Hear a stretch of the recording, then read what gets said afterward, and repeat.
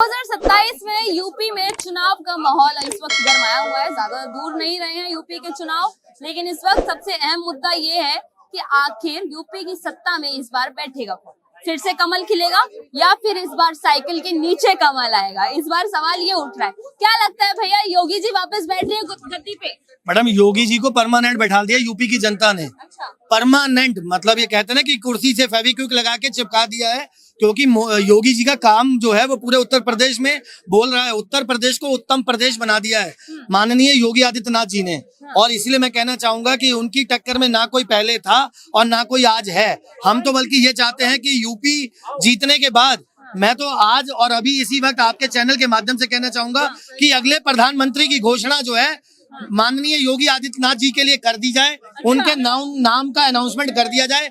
आपको पता लग जाएगा तिल में से तेल कैसे निकलता है। चलिए, आपने अगले प्रधानमंत्री की घोषणा की बात करी है, लेकिन यूपी से एक घोषणा और हुई है।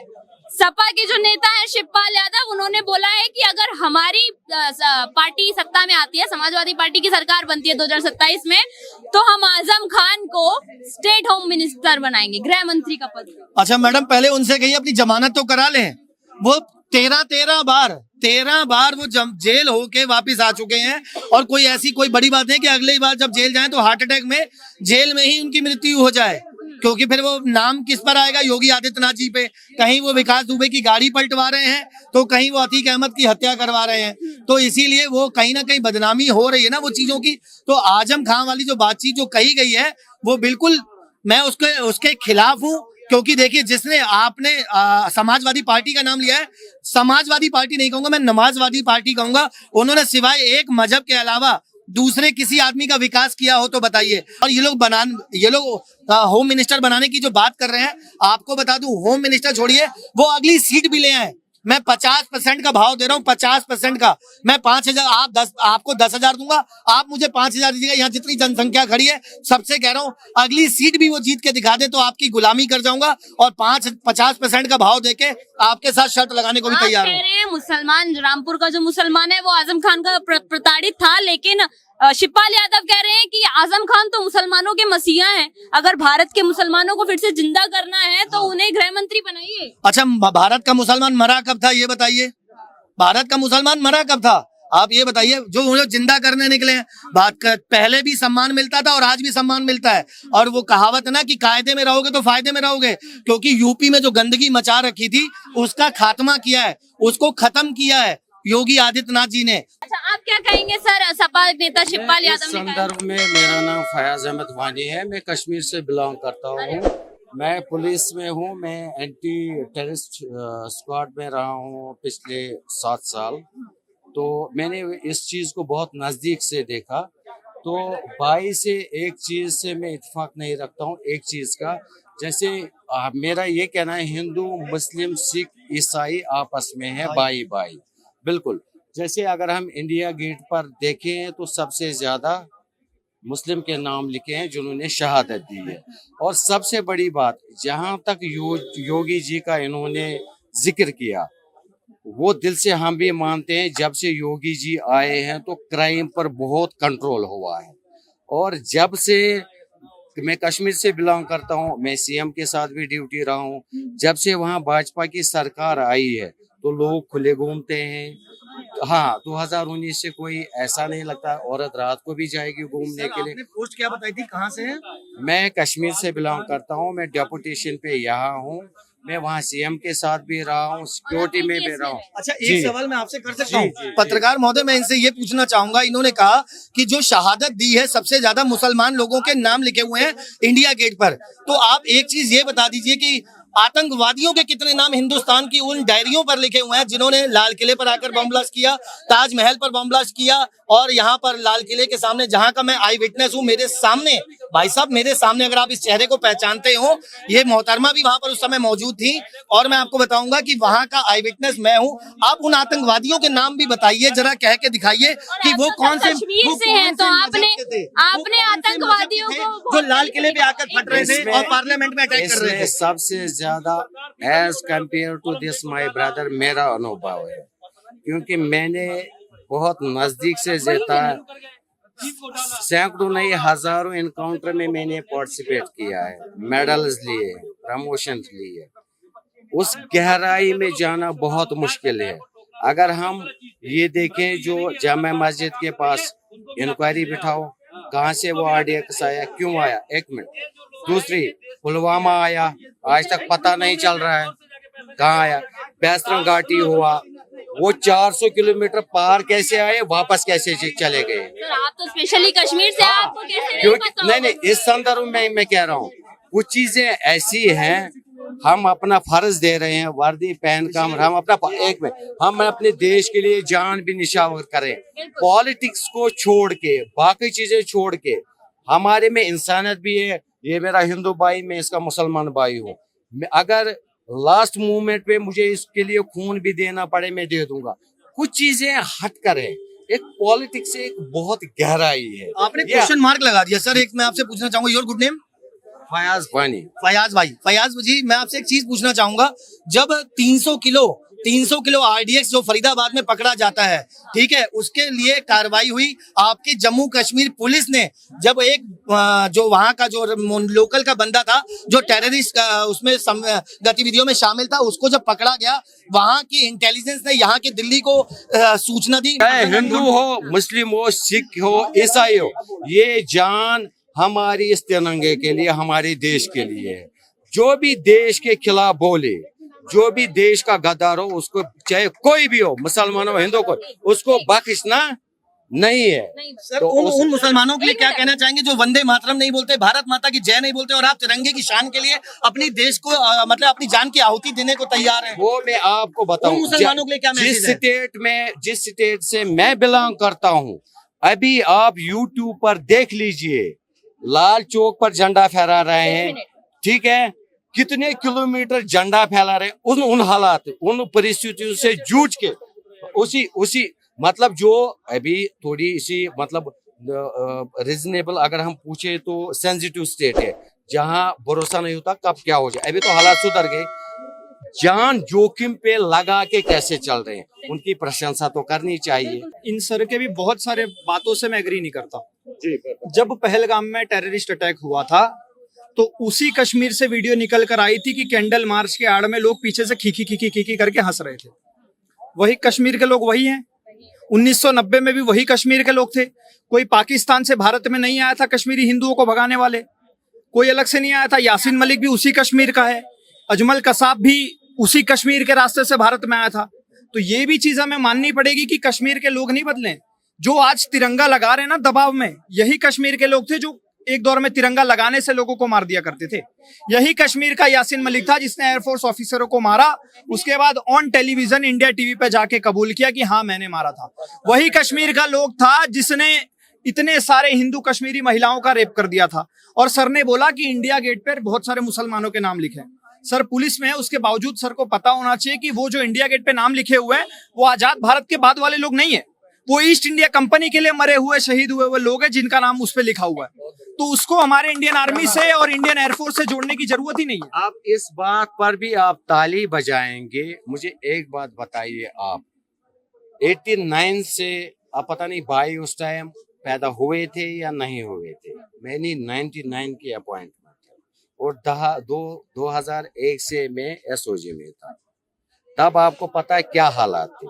अब जो 6000 7000 जे&के पुलिस शहीद हुई, वो देश के लिए हुई, किसके लिए हुई? किसके लिए हुई? देश के लिए हुई ना। अभी आज देखिए, आप देखिए मीडिया पे कितनों को राष्ट्रपति मेडल मिल रहे हैं, किस लिए मिल रहे हैं? देश सेवा करने के लिए, अपनी पर्सनल। जी एक मिनट। अब आप ये मैं बता, जब भी कोई हमारा पर्यटक आता है वहां पे, कोई भी, उसको सर आंखों पे बिठाइए। एक घर में अगर 10 सदस्य हैं, ये हम सबके घर हैं, एक नटखट भी निकलता है, ठीक है, हाँ, उसको माँ बाप भी नसीहत करता है। फिर ये नहीं ना गिना जाता कि ये घर ऐसा ही है, ठीक है। अब वहां 125 करोड़ आबादी, 101 करोड़ 25 लाख आबादी है। अब हमको सब उन्हीं के साथ गिनेंगे।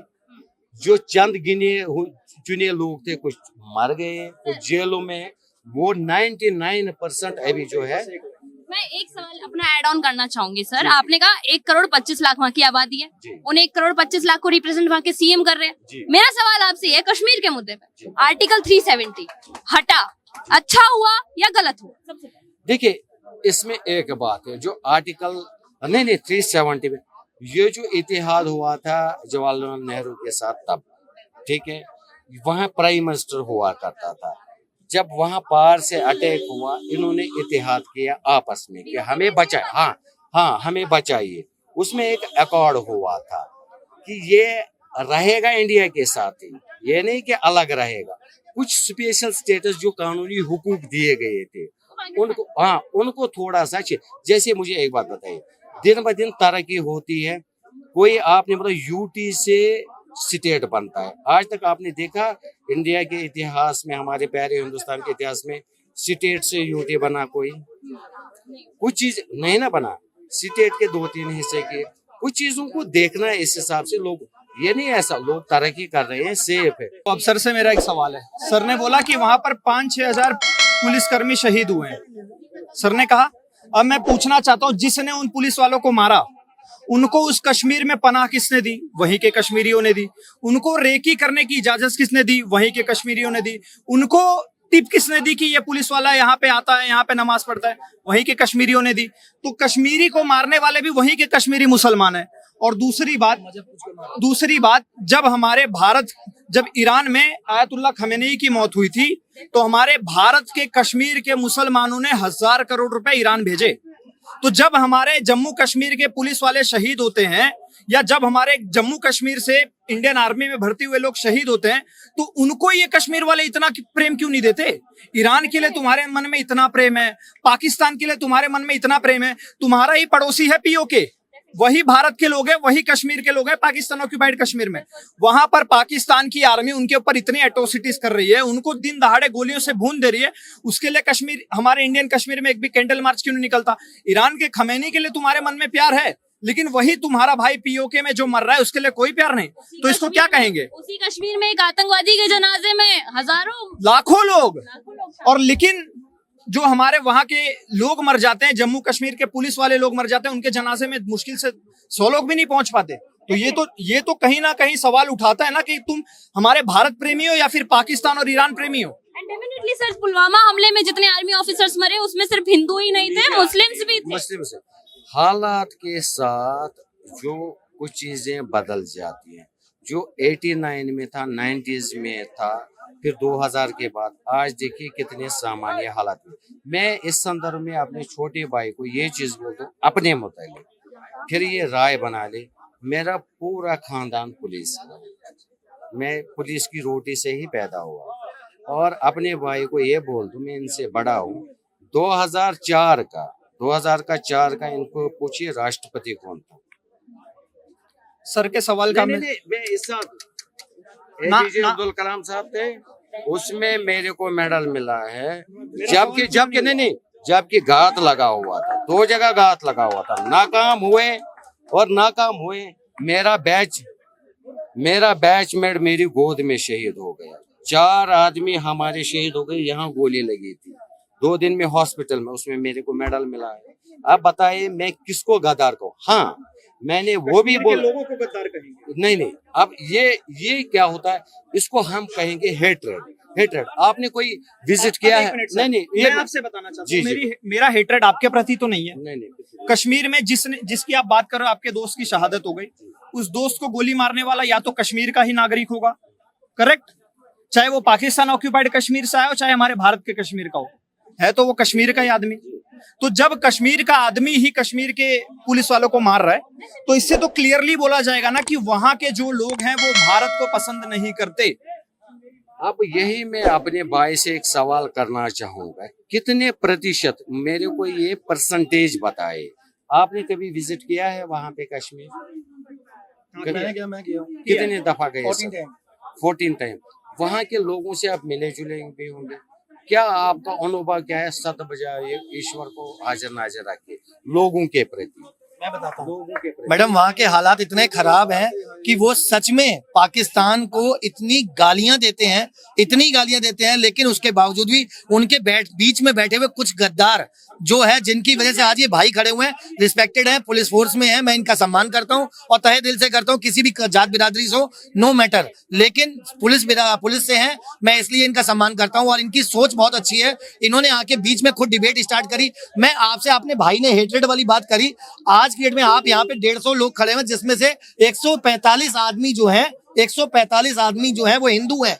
भाई ने टीका लगाया, मैं खुद पंजाबी ब्राह्मण हूँ, ठीक है, लेकिन मैं आपसे एक चीज पूछना चाहूंगा, आप अपने आप को फिर भी यहाँ पे सुरक्षित महसूस कर रहे होंगे, लेकिन एक आदमी अगर हिंदू भाई जाके लाल किले पे इस तरीके की डिबेट कर दे, वो अपने आप को सुरक्षित महसूस नहीं कर सकता, क्योंकि मानसिकता वैसी बना दी गई है कि नहीं, वो मुसलमानी इलाका है, वो वहां पर ये आकर रहा है जी। इससे मैं इस बात से एग्री करता हूँ।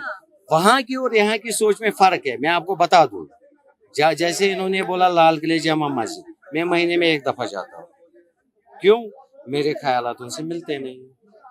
अब एक चीज मैं बोल दूं सर, बहुत एक शायरी में बोलूंगा, इतिहास हमेशा दलेरों का लिखा जाता है, दल्लों का नहीं।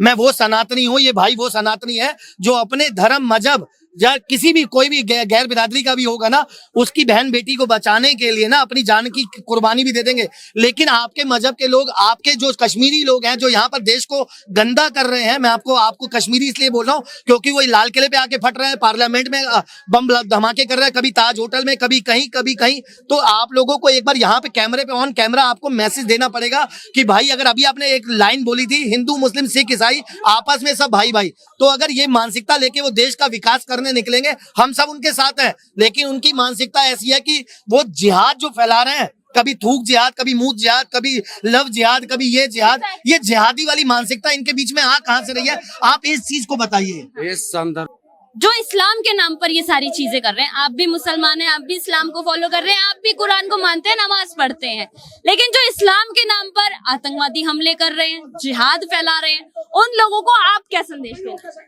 देखिए, इस संदर्भ में आपको एक चीज बोलूं, हमारे कुरान में ये चीज आयत है, जैसे आपकी भगवत गीता में, ये मेरा सनातनी भाई है, ठीक है, ये मेरा पड़ोसी है, ये काफिर आपकी नजरों में कुरान में बोला गया काफिर है? सुनिए मैं जो मुसलमान को, जो आयत को या इस्लाम को ना माने वो काफिर है? नहीं, आप काफिर किसको कहते हैं वो भी मैं आपको बता। सुनिए, काफिर हिंदू को काफिर नहीं कहते, आप सुनिए। नहीं सर, मैं इंटरप्ट कर रहा हूँ बार आपको, लेकिन जो इस्लाम को ना मांगे, जो कुरान को ना माने, वो काफिर आपकी कुरान में ही लिखा हुआ है। पर अल तकिया कर रहे हैं, क्योंकि अगर उनके लिए काफिर हिंदू नहीं होता, सिर्फ जूइश होता ना, तो गजवाए इजराइल होता, गजवाए हिंद ना होता। ठीक है। और दूसरी बात, अगर इतना ही भाईचारा होता ना कश्मीर के मुसलमानों में हिंदुओं के प्रति, तो अमरनाथ यात्रा के लिए 10 लाख इंडियन आर्मी वाले ना लगते। ठीक है। और तीसरी बात, अगर यहाँ पर खड़ा करके मुसलमानों से पूछ लो ना, तो मैं आपको चैलेंज के साथ बोलता हूँ, आप एक एग्जाम्पल ले लेना अब्दुल कलाम का और एक एग्जाम्पल ले लेना खामेनेई का। मुसलमान खामेनेई की तरफ जाएगा, हमारे अब्दुल कलाम की तरफ खड़ा नहीं होगा। ये चीज हमने लाइव देखी है।